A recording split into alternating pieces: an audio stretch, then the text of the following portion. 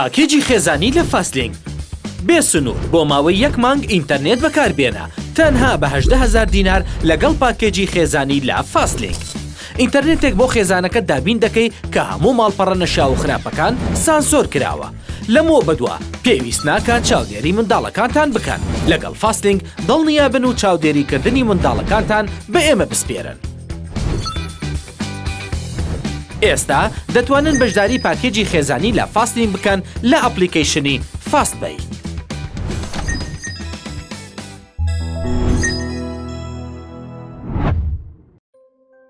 سڵاوتان لێبێ خۆشەویستان. لە کۆتاییەکانی مانگی نیسانی ساڵی 1945 ئادۆڵف هیتلەر تووشی تێکسوونی دەمارگیری بوو کە ئەمە کۆتایی بوو بۆی. ئەویش ئەم شتەی باش دەزانی. تەلەفۆنی بۆ یەکێک لە یاریدەدەرەکانی کردو داوای لێکرد دواوەسێت نامەکەی بنووسێت و تێیداوەتی کە ئەو هەموو خوێنەی ڕژاوە خەتای ئەو نییە. کەواتە دوای ئەوە چی بەسەر سەرکردەی نازیەکان هات؟ چی تیشکی خستە سەر ئەوەی لە دواوەسێت نامەکەی داگوتە بووی و تەرمەکەی چی لێ هاتووە؟ تا کۆتایی ڤیدیۆکە بینەر بن. لە ساڵی 1943 هیتلەر دەیزانی شەڕەکانی دەدۆڕێنێت، بەڵام هێشتا بەو هیوایەوە چەسپاوە کە دانوستانەکانی ئاشتی ئەنجام بدرێت. پاشان لە سەرەتای ساڵی 1945دا دوژمنەکانی زیاتر بەرەو بەرلین پێشڕەویان کردبوو. سوپای سووری سۆڤێتیش پێشڕەویان کردبوو لە ژێر سەرکردایەتی سەرۆکی سۆڤێتدا جۆزف ستالین کە هیتلەر بوێری ئەوەی هەبوو ناوی بنێ بە بەربەری و لە مانگی یەکدا 450,000 ئەڵمانی کوشت. لە ماوەی 3 مانگی دواتردا 280,000 کەس کوژران. ئەمە ژمارەیەکی زیاتر بوو لە قوربانیانی ئەڵمانیا لە چاو ساڵانی 1933 و 1932. ئەمەش ئەوە دەردەخا کە نازیەکان چەندە سەرسەخت بوون لە قبول نەکردنی شکست. ئەو کاتە لە مانگی شوباتدا هیتلەر سەیری پیاوەکانی دەکرد کە دەستنە ناو دۆخێکی تاریکی تەواوەوە. ئەڵمانیەکان لە ماڵەکانیان هەڵهاتن کاتێک سۆڤێتەکان دەچونە ناوەوە، وەک چۆن ژنێکی ئەڵمانی نووسی بووی. جیهان شوێنێکی زۆر تەنیایە کە خێزان و هاوڕێ و تەنانەت ئینتیمای ماڵەوەشی تێدا نییە. لە مانگی نیساندا سەربازێکی ڕووسی لە ماڵەوە بۆ خۆشەویستەکەی نووسی وتی سەرەتا نازیەکان شەڕێکی سەختیان کرد، بەڵام بەرگەی ئەم دۆزەخی ئێستایان نەگرت و بەم زوانە هەموو شتێک کۆتایی پێدێت. پاشان لە 16 نیساندا 2000 هێزەکانی سۆڤێت هێرشیان کردە سەر بەرلین و دانیشتوانەکەی لە دووریەکی زۆر نزیکەوە گویان لە دەنگی تەقە بوو و خەڵکەکە هەندێکیان کەوتنە سەر دوکانەکان بۆ ئەوەی خواردنیان دەست بکەوێت و لە برسا نەمرن. ئەمەش لە کاتێکدایە کە ئەڵمانیەکان زیندانەکانیان بەتاڵ کردەوە و تەقەیان لەو دیلانە کرد کە لەوێ بوون. هەروەها تیمەکانی تەقەکردنی ئەڵمانیا دەیان کەسیان کوش کە بە پشتیوانی ڕژێم دادەنران. هەروەها هیتلەر دەستی کرد بە وەرگرتنی منداڵی بسووک بۆ شەڕکردن. یەکێک لە ژنەکان ئەوەی بینیوێتی ڕوونی دەکاتەوە. چەندین وێنەی کۆن هەیە کە ڕوخساری منداڵ دەردەکەوێت و کڵاویان لەسرە و ئەم کارش پێچەوانی سروشتی مرۆڤایەتیە. مێژوونووس ماکس هاستینگس لە کتێبی دۆزەخدا دەنووسێت ئەڵمانیەکان باش ئاگاداری ئەو ڕاستیە بوون کە هیچ بەزەیەک لە سوپای سوورەوە وەرناگرێن و ئەوە بابەتی تۆڵەسندنەوە یان کوشتنە. لەو چەند ڕۆژەدا هیتلەر دوای بیستنی هەواڵی کۆسی دوای سەرۆکی ئەمریکا ڕۆزڤێڵ لە 12 نیساندا بە یاوەری ڕاوێژکارەکانی لە بنکەکەی کۆبوونەوە، چونکە هەندێک هیوای هەبوو کە هاری ترومان سەرۆکی نوێ پەیماننامەی ئاشتی واژۆ بکات. بێگومان ئەم شتەش ڕووی نەدا.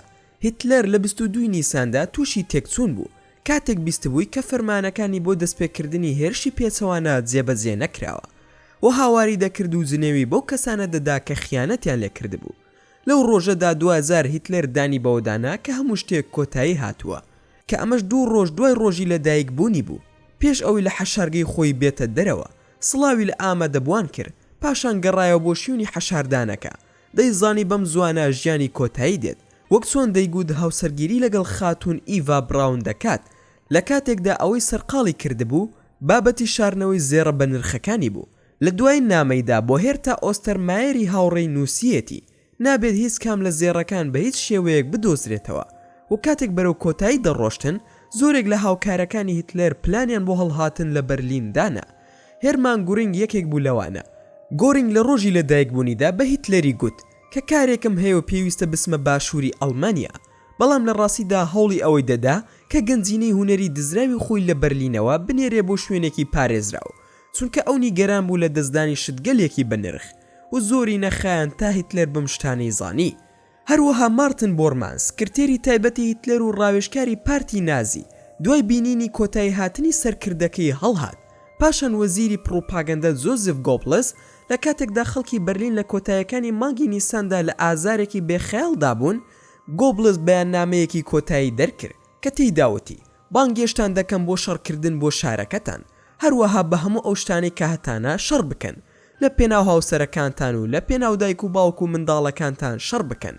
پاشان لە 27 نیسان هیتلەر زانیاری پێگەیشت و لە کاتی خوێندنەوەی راپۆرتێکی دەنگی لە ڕادیۆی بەریتانیادا بیستی کە ڕیس فۆهرێر هەوڵی دابوو دانوستان لەسەر تەسلیمبوون لەگەڵ دوژمن بکات، کە ئەمەش هیتلەری زۆر تووڕە کرد کە فەرمانی دەستگیرکردنی بۆ ڕیز دەرکرد پێش ئەوەی خۆی بشارێتەوە و هەروەها بمرێت. لە نیوەی شەوی 28 نیساندا هیتلەر هاوسەرگیری لەگەڵ ئێڤا براون کرد، هەروەها هەریەک لە گۆبلز و بۆرما لە مەراسیمەکەدا ئامادە بوون و لەگەڵ نزیکبوونەوەی سوپای سوور ئەم مەراسیمە ڕووداوێکی گونجاو نەبوو لەو کاتەدا و ئێڤا براون گرێبەستی هاوسەرگیریەکەی واژۆ کرد و ناوی خۆی نووسی و کاتێک گەشتە ناوی باوکی ڕاستەوخۆ پیتی بیسڕیەوە و هیتلەری نووسی کە ناوەکەی نووسرا بوو ئێڤا هیتلەر. هەروەها سەرتاشەکەی هیتلەر کەسێک بوو کە ناوی ئۆگست بوو و بە زۆری کاتژمێر 11 بەیانی دەهات بۆ ڕێخستنی سمێڵی هیتلەر. هەروەها ئەو کاتە بوو کە خزمەتکارەکەی هاینز لینگ هەموو بەیانیەک سەردانی دەکرد. دوای ئەوە هیتلەر خۆی ئامادە دەکرد و لینگ ڕۆژنامەکانی بەیانی بۆ دەخوێندەوە. ڕۆژێک پێش مردنی هیتلەر باری دەرونی زۆر باش نەبوو، بەجددی سەیری لینگی کرد و وتی نابێ هەرگیز ڕێگە بدەیت تەرمی من بکەوێتە دەستی ڕووسەکانەوە. پاشان لینگ چەند دڵۆپێکی کۆکاینی پێشکەش کرد بۆ چاوی ڕاستی کە ئازاری دەدا، هەروەها چەند حەپێکی پێدا بۆ چارەسەری سکچوون. هیتلەر لە کۆتاییدا تووشی چەندین کێشەی تەندروستی ببوو، چونکە نزیکەی 28 دەرمانی جیاوازی خواردبوو و یەکێک لە پیاوەکانی وەسفی کردووە و دەڵێت ئەو وەک جنۆکەوا بوو، چاوەکانی پێدەچوو کەس نەبینێت، هەر لە گێژاوی بیرکردنەوەدا بوو. لەو ساتەدا ژێر زەمینەکە بەهۆی بوومەلەرزەیەکی بەهێزەوە لەرزی، ئەوێش کاتێک بۆمبێک کەوتە خوارەوە و لەو کاتەدا هیتلەر هەواڵی مردنی مۆسۆلینی پێگەیشت کە سەرکردەی فاشیستی ئیتالیا بوو و لە سێدارەدانی ئەم کەسە بۆ هیتلەر مانای هەبوو، وەک ئەوە بوو کە هەمان شت سارەنووسی ئەویش بێت یان خراپتریش چاوەڕێی بکە. هەروەها بیستبووی کە مۆسۆلینی و خاتونەکەی پێکەوە لە سێدارە دراون و وەکو ئاژەڵە مردووەکان فرێدراونەتە سەر ئەرز و لە گۆڕەپانی لۆریتۆ لە شاری میلان جەماوەرەکە تفیان لە دوو تەرمەکە کرد پێش ئەوەی بە قەڵغان هەڵیان واسن. هیتلەر هەروەها ئەوەشی بیستبوو کە ئۆردوگای داخاو کەوتۆتە دەستی ئەمریکیەکان، وەک هەندێک لە راپۆرتەکان ئاماژەیان بەوە دەکرد کە سەربازانی ئەمریکی 520 کەسیان کۆمەڵ کوش کردووە لە ئەڵمانیەکان، بەڵام راپۆرتەکانی دیکە باز دەوە دەکەن کە ژمارەکە تا 50 کەس کەم ببووە و لەگەڵ بیستنی هەواڵەکە لە بنکەکەی خۆیدا پێدەچێ هیتلەر بیری لە تۆڵەستنەوەی توند و تیژی کردبێتەوە. ئەمەش لە کاتێکدا کە وێنەی مردنی مۆسۆلینی و خاتونەکەی هێشتا لە مێشکیدا بوو. بە هەمان شێوە لە دوورەوە دەیزانی کە سوپای سۆڤیەت سێبەرێک بەسەر بەرلیندا دادەنێت و نزیک لەو کاتە سکرتێرەکەی بەناوی تراودڵیۆنگی بان کرد کە ئەمیش لە ساڵی 2002 کۆچی دوایی کرد کەوتی ئاگاداری قوڵی درڕندەیەکانی نازیەکان نییە و دان بەوەدا دەنێت کە سەرکردەکەی خۆش دەوێت کە ئەمەش لە دواتردا وای لێ کردووە هەست بە تاوانباری بکات. ئاماژەی بەوەش کردووە هیتلەر بۆ هەموو ئەوانی لە بنکەکە دابوون بە ڕوونی ڕایگەیاندووە کە تاکە شتێک کە ناتوانێت ڕێگەی پێ بدات تەرمی خۆیەتی کە بکەوێتە دەستی سۆڤیەتەکان و سەبارەت بە وەسیەت نووسەکەی وەک هەمیشە لە دەوروبەری کاتژمێر 11 هەستا و دواتر چووە لای هیتلەر چونکە بە زۆری لەگەڵیدا چای دەخواردەوە و لەو کاتەدا چێژلێنەری هیتلەر فراول کۆنستانزیش ئامادەی دانیشتنی چا خواردنەوەکە بوو، بەڵام ئەو شەوە کاتێک کە لە دەرگاکە چووە ژوورەوە بارودۆخی باش نەبوو چونکە هەستیان بە شتێکی جیاواز دەکرد. هیتلەر بە چێژلێنەرەکەی گوت ئەزیزەکەم تۆزێک پشور وەرگرتووە؟ ئەویش لە وڵامدا وتی بەڵێ کەمێک خەوتم. هیتلەریش وتی وەرە لەگەڵم دەمەوێت هەندێک شتت پێ بڵێم.